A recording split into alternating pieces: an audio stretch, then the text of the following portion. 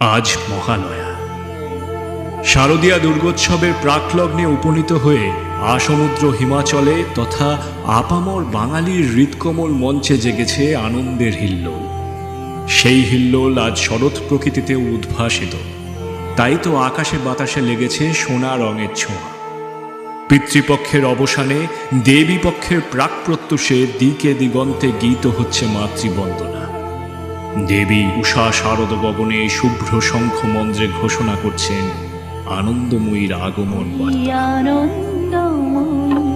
এলো আনন্দ ভবনে, আনন্দময়ী এলো আনন্দ ভবনে।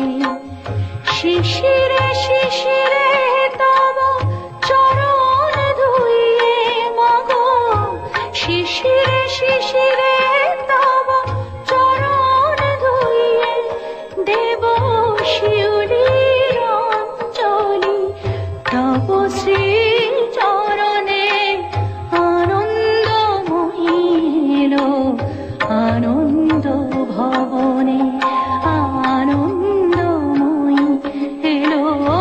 যখনই জাতির জীবনে ঘনিয়ে আসে দুর্যোগের কালো মেঘ, অশুভ শক্তির প্রতাপ আচ্ছন্ন করে এই পৃথিবী, তখনই আবির্ভাব ঘটে দুর্গতি নাশিনী দেবী দুর্গার। সে বহু বহু পূর্বের কথা। অসুররাজ রম্ভের পুত্র মহিষাসুর কঠোর তপস্যা করে দেব বলে হয়ে ওঠেন বলিয়ান।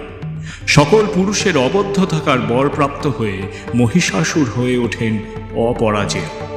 মহিষাসুরের দুর্বিষহ অত্যাচারে যখন নারীর সম্মান ভুলুণ্ঠিত, অনাহার অনাচার পীড়ন যখন প্রবলভাবে গ্রাস করে নেয় সমগ্র সমাজকে, নিপীড়িত দেবগণ যখন উপলব্ধি করেন যে তাদের একক শক্তিতে এই পরিস্থিতির পরিবর্তন সম্ভবপর নয়, তাই ধর্মের সংস্থাপনা আর অধর্মের বিনাশের জন্য সকল দেবগণ একত্র হয়ে একযোগে আবাহন করেন আদ্যাশক্তি দেবী মহামায়া।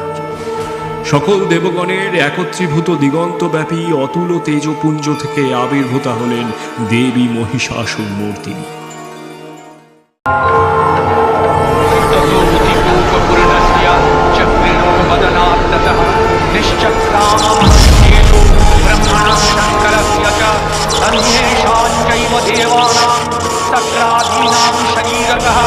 निर्गतं समहत्तेज तच्चैत्रं समगच्छत अतीव तेजसः ज्वलन्तमिव पर्वतं तत्त्रिषु